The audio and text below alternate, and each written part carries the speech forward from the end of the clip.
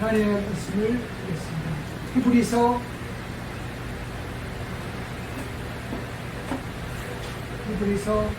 4장 12절에서 16절 4장 끝절까지 히브리서 4장 12절에서 16절 같이 교도가죠. 같이 문장 보겠습니다. 12절 시작. 하나님의 말씀은 살아있고 활력이 있어 자유의 날선 어떤 것보다도 예리하여 혼과 영과 간절과 골수를 찔려 쪼개게 하시며 또 마음의 생각과 뜻을 판단하나니 지으신 것이 하나도 그와 나타나지 않음이 없고 우리의 결산을 받으실 이의 눈앞에 만물이 벌거벗은 같이 드러나리라. 그러므로 우리에게 큰 대사장이 되시니 승천하신다고 하나님의 아들 예수시다. 우리가 믿는 도리를 굳게 잡을지어다. 우리가 있는 대제사장은 우리의 연약함을 동정하지 못하시리가 아니요 모든 일에 우리가 똑같이 시험을 받으시기로도 죄는 없으시다. 그러므로 우리는 구원하심을 받고 때를 따라 돕는 은혜를 얻기 위하여 은혜의 보좌 앞에 담대히 나아갈 것이다. 아멘. 4장 12절에서 16절까지 읽으시기를 받습니다. 때를 따라 돕는 은혜를 얻기 위하여 은혜의 보좌 앞에 담대히 우리는 나왔습니다.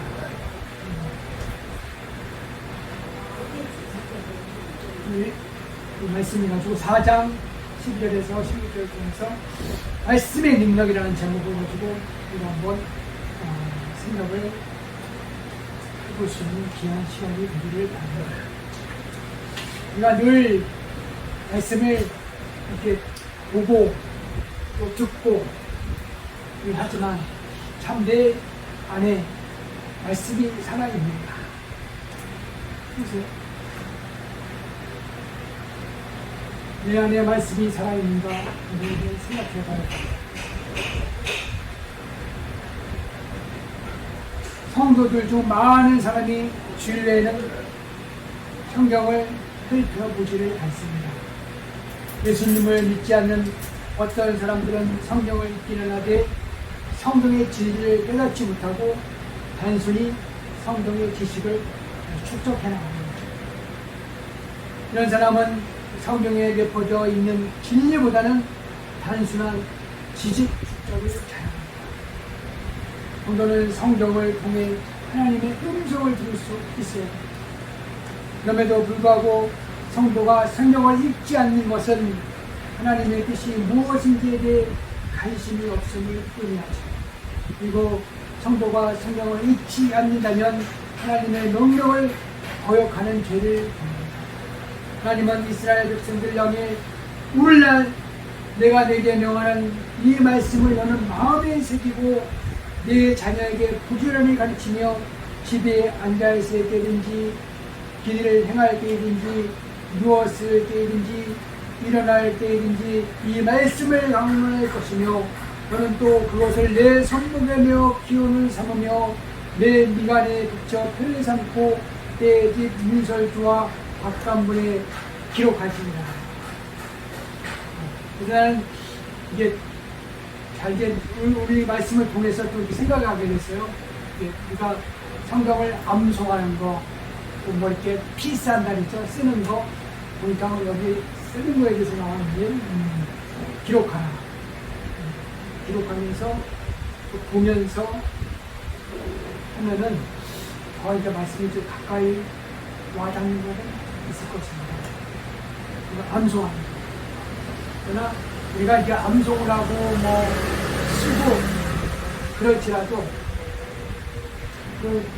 우리가 성경의 말씀을 대할 때 참 이 성경이 하나의 그 책으로만 그 앞에서 대하면은 그냥 지나가지만 기도하는 마음, 성령의 조명하심, 간구하심을 따라서 우리가 대할 때는 하나님 앞에서 나에게 말씀하시는 것이다. 그러한 마음을 갖고 우리가 말씀을 대할 때 이 말씀이 살아서 내 안에서 역사하는데 그렇지 않고 하나의 암송하며 쓰며 형식적으로 할 때는 그것은 우리에게 영향력을 크게 주지 못하는 거죠. 그래서 우리가 이 말씀이 참 내 안에 살아서 역사하기 위해서 오늘 말씀을 통해서 우리가 어떻게 해야 될지 한번 우리 잘 되짚을 수 있는 그런 시간이 되기를 바랍니다. 아멘. 이 명령은 하나님의 백성된 자가 행해야 할 의무라는 거죠. 말씀을 듣게 하는 것이죠.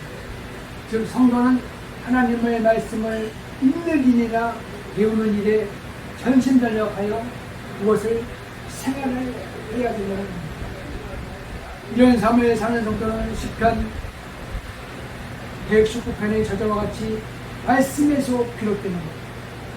주의 말씀은 내 발의 등이요 빛이라고 했듯이 말씀에서 비롯되는 체험을 통해 하나님을 찬양할 수 있습니다. 참으로 이 말씀이 나의 등이 되고 빛이 되고 되어 있는가? 본문을 통해 하나님의 말씀은 어떤 특성과 영향력을 지닌지 우리가 한번 알아보도록 하겠습니다. 먼저 첫째, 하나님의 말씀은 살았고 운동력이 있다는 겁니다. 하나님의 말씀은 성령의 영감으로 기록된 것이며 모든 성경은 하나님의 감동을 받았다고 그러죠.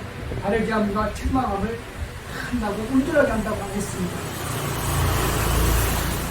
성령은 그 말씀을 통해 역사한다는 거죠. 많은 믿음의 위인들이 성경을 읽는 중 하나님의 음성을 듣고 회개하며 하나님께로 돌아왔습니다. 그리고 많은 성도들이 실패와 낭패를 당하여 죄자의 좌절에 빠졌던 중 성령을 통해 새 힘을 얻고 위로를 받습니다. 또 어떤 성도는 성령을 읽던 중 자신의 죄를 깨닫고 통회하며 눈물로 밤을 지새웠습니다. 성도들의 이러한 체험은 하나님의 말씀이 살았고 운동력이 있음을 입증하는 거죠. 불교의 고성들 중에는 깨달음에 이르기 위해서는 부처의 목을 주고 불경을 불달한다고 가르치는 자들이 있습니다. 이는 불경이나 부처 자체가 살았거나 운동력이 없음을 뜻합니다. 불교에서는 인간이 스스로 범한 죄에 관한 한 부처도 그 죄를 해결해 줄 수 없다고 합니다. 그러나 기독교의 성경은 생명력이 있어서 사람을 변화시켜 회개에 이르게 합니다. 불교에서는 전혀 해결할 수 없다는 법도를 하나님이 해결하셨던 것입니다. 살았고 운동력이 있는 성령을 통해 변화된 성도는 불교에서 말하는 업보의 사슬에서 벗어났습니다. 만약 예수님께서 업보의 사슬을 풀지 못하셨다면 나 보내신 이를 믿는 자는 영생을 얻었고 심판에 이르지 아니하나니 사망에서 생명으로 옮겨지니라는 선포를 하실 수 없었을 것입니다. 우리가 이제 늘 성경을 접하면서 이 성경이 나에게 와 닿아서 이 성경을 통해서 참 나에게 역사하는 것을 간직거리가 많이 생겨나야 되는데 이 말씀이 나와 믿음에 부합되지 않으면은 이건 하나에게 책으로만 지나가는 것입니다. 우리는 늘 접하기 때문에 모르지만 성경을 가지고 싶어하는 그 간절한 마음, 저 북한이라든가 여러 기타 나라가 있는데 북한도 그렇지만 어떤 웬만한 나라는 성경을 솔직히 못하도록 하고 또 성경을 솔직했을 때는 체포한다 그런 말이 잘죠. 왜 그럴까? 그들이 뭔가 정말 알기 때문에 그러는 거지. 우리는 모르는데 걔네들은 이 성경이 무섭다는 걸 알고 있는가 보죠. 이 성경이 역사하면은 장애인들한테 아주 타격을 입는다는 것을 은연히 알고 있죠. 그러나 그렇게 알고 있더라도 그건 하나의 부분입니다. 그들이 온전히 깨달지 못합니다. 왜냐하면 이 성경에 대한 깊고 안전한 것을 모르기 때문에 이 성경을 가지고 있으면 우리한테 체제에 위협이 된다 뭐 어쩌고 저쩌고 하는데 하나의 일부분이 있죠. 그러나 그들이 직접으로 성경을 안다면 이 말씀대로 한다면은 정치, 경제, 사회, 문화 모든 경제에 이르기까지 어려움 없이 잘 풀어질 수 있다는 것을 깨닫지 못하기 때문에 하나의 자기네들 체제, 기득권 그것을 유지하기 위해서 그들이 합니다. 그들은 거기에 빠진 겁니다. 그렇게 하는 거죠. 그러나 우리는 또 어떻습니까? 늘 접하는데 왜 이 말씀이 잘 깨달아지지 않을까? 왜 와닿지가 않을까? 저도 그렇고 어떨 때는 여러 가지 어려움과 난관이 있을 때 우리는 말씀을 또 이렇게 더 가까이 해야 되는데 가까이 못할 때가 많이 있습니다. 왜냐하면은 이거 읽으면은 이 말씀이 내 안의 역사에서 이 간증이 일어나고 체험이 일어나고 역사가 일어나고 그래야 되는데 그러지를 못하고 있습니다. 한국교회도 기도와 말씀과 부흥의 그 말씀을 잘 설교하며 그 말씀을 통해서 해석을 해주며 이 말씀을 통해서 체험을 시켜주며 여러 가지 많이 했을 때는 여러 가지 열정과 힘이 있고 잘 되었습니다. 어려움 속에서 기도하면서 간절한 마음, 하나님 향하는 간절한 마음이 있는데 어떻게 보면 우리가 어려움이 있다 하면서도 이렇게 옛날에 과거처럼 보릿고개는 우리는 느끼지는 못했지만 그 어려움, 전쟁의 어려움도 모르지, 보릿고개의 어려움도 모르지. 그러니까 헝거리 정신, 헝거리의 마음이 좀 있어야 되는데 우리가 배부를지라도 그 헝거리 정신이라 그러죠. 그 간절한 그 배고픔의 마음을 가져야지. 그래서 너희가 심령이 강한 자 이런 것을 생각이 듭니다. 그러니까 강한 마음, 강한 심정으로 하나님의 말씀에 대한 사모. 이 말씀은 이 방대한 이 말씀을 우리가 온전히 알 수 있겠습니까? 늘 하루하루 보고 깨닫고 깨닫고 100년을 살아도 한 200, 300년 살아도 다 깨닫지 못하고 한번 가져옵니다. 하나님 앞에 설 때 그때는 얼굴과 얼굴을 본다는 거죠. 그때는 온전히 깨닫겠죠. 영화되겠죠. 그래서 우리는 늘 가까이 하면 할수록 우리의 마음이 점점 더 풍성해지며 하늘나라의 마음이 우리 내 안에 예지되는 것을 볼 수가 있습니다. 그래서 늘 말씀을 가까이 하고 이 가난한 마음으로 배고픈 마음으로 말씀을 가까이 합니다. 또 우리가 어려움과 난관이 있을지라도 이 말씀대로 참으로 꼭 베푸는 삶, 구제하는 삶, 선교하는 삶, 전도하는 삶, 이 말씀에 따라서 들어갈 수 있는 우리의 삶이 되기를 간절히 바라는 마음입니다. 아멘. 두 번째, 하나님의 말씀은 좌우의 날선 어떤 것보다 예리하다는 겁니다. 하나님의 말씀은 신약 성경에서 종종 검에 비유하는 것을 볼 수가 있죠. 검은 사물을 잘라서 그 내부를 보게 하는 기능을 가지고 있습니다. 인간의 가장 깊숙한 부분이 있는 것도 검보다 더 예리한 하나님의 말씀에 의해서 구분됩니다. 마음의 생각이 악한지 선한지 하나님의 말씀은 명백하게 구분합니다. 그래서 사람은 하나님의 말씀을 통해 마음의 찔림을 받습니다. 하나님의 말씀이 인간의 숨겨진 부분, 인간 자신조차 알지 못하는 것까지 이르러 날카롭게 찔립니다. 성경의 충만함을 받은 베드로가 이스라엘 사람들 앞에 서서 말씀을 가지고 설교했을 때 사람들은 마음의 찔림을 받아 형제들아 우리가 어찌할 거라는 반응을 보였습니다. 이처럼 하나님의 말씀은 죄로 혹은 인간의 마음을 예리하게 파들고 그 부분 상태를 깨닫게 할 뿐 아니라 치료도 해줍니다. 이러한 말씀의 능력에 따라 성도는 변하여 새 사람이 됩니다. 그런 의미에서 하나님의 말씀을 통하지 않고는 어떤 사람도 자신의 제대의 신분을 깨닫지 못하기에 구원이 될 수 없다는 거죠. 어찌할꼬 하는 그 마음의 찔림, 그 마음의 찔림에서 그 찔림 속에서 완고한 마음이 되면 안 되죠. 완고한 마음이 되면 오히려 말씀을 대적하게 됩니다.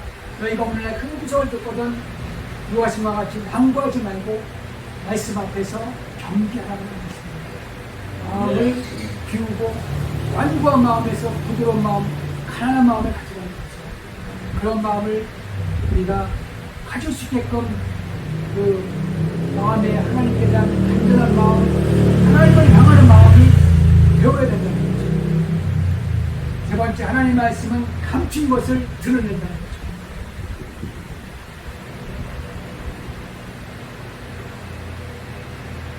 예수님의 말씀은 바리새인들의 끔변 잘못을 드러냈습니다. 하나님의 명령을 받은 나단 선지자의 말은 다윗의 끔변 죄를 드러냈습니다. 하나님의 말씀 앞에는 그저 머리에 어떤 것도 감출 수 없고 벌거벗은같이 드러난다는 거죠. 하나님의 말씀이 인간의 은밀한 것을 드러내지 못한다면 인간은 그 말씀을 통해서 변화될 수가 없죠. 인간이 쓴 문화, 작품이나 기타의 책들은 다른 사람들에게 감동을 줄 수 있지만 그 사람들의 영혼을 변화시키지는 못합니다. 그러나 성경은 인간의 영혼을 변화를 일으켜 인간의 삶을 변화시킵니다.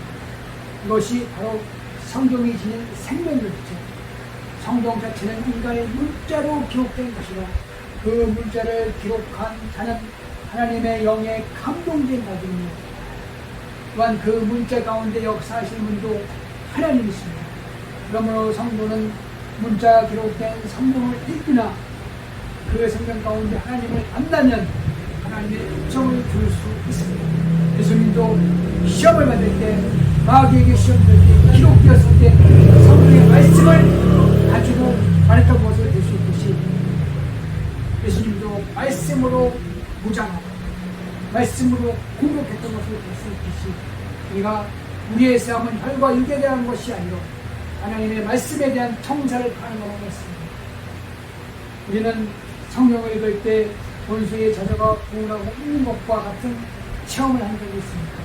그리고 성경을 통해서 말씀하시는 하나님의 음성의 귀를 기울이는 우리가 성경을 열심히 읽는 것은 매우 중요합니다.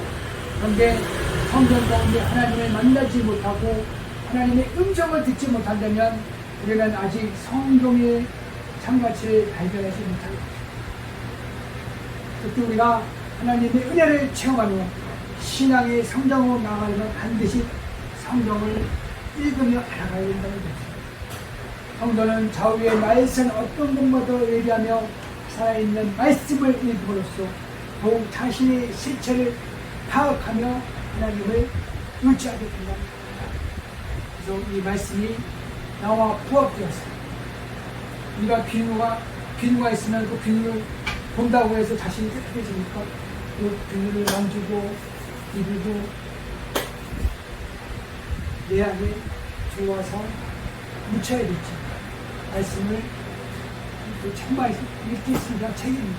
그러나 이 말씀이 성령의 조명하심에서 가까이 있을 때는 성령의 조명하심 안에서 깨닫게 해주시고 알게 해주셔서 이 말씀이 늘 읽을 때 참 송이불보다 더 달 수 있는 그러한 우리의 체험이 되어서 이 말씀을 잘 깨닫고 또 이 말씀을 잘 선포하며 이 선포에 그치는 것이 아니라 또 설교에 그치는 것이 아니라 이 말씀이 어떻게 우리에게 적용이 되어서 많은 영혼들이 변화되며 또 하나님께서 기뻐하시는 교회로 날로날로 한국교회와 또 전 세계가 날로날로 성장해서 하나님께서 기뻐하시는 그런 교회의 모습들이 우리의 영혼 모습 되어서 많은 영혼 하나님께 인도하며 빛과 소금의 역할을 전 세계에 비칠 수 있는 우리의 모습 되어서 하나님께 영광이 되며 또 각자 주어진 그 삶 속에서 하나님 앞에서 각자 행한 대로 갚아주리라고 했습니다. 우리에게 주어진 삶, 늘 선택의 삶입니다. 말씀을 선택하는 것, 우리가 가야 할 길을 선택하는 것, 행해야 할 것을 선택하는 것, 그 선택의 과정 속에서 하나님께서 기뻐하시는 길로 말씀의 중심 안에서 선택해서 흔들리지 않고 그 말씀을 잘 안에서 잘 깨달아서 그 말씀대로 행하는 가운데 헛되지 않는 귀한 삶을 살았습니다. 하나님께서 원하시는 귀한 삶을 살아서 하나님 앞에 때 잘했다 칭찬드리며 우리에게 주어진 사역을 잘 감당해서 하나님의 은 아래에서 승리할 수 있는 성공하여 하나님께 응원할 수 있는 우리의 모습 되기를 주 예수 그리스도의 이름으로 축원합니다. 아멘. 기도하겠습니다. 하나님 아버지 감사합니다.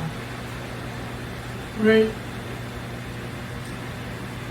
이것을 통해서 가정을 통해서 말씀의 능력에 대해서 생각해 보았습니다. 이 말씀이 참 내 안에 이 각자 안에서 능력이 또 나타나고 있습니다. 하나님 아버지 은혜를 베풀어 주시옵소서. 성령이며 조명하여 주셔서 이 말씀을 가까이 하는 것이 참 기쁨과 즐거움이 되게 하시고 성도들한테 달게 하시고 말씀을 아버지가 읽을 때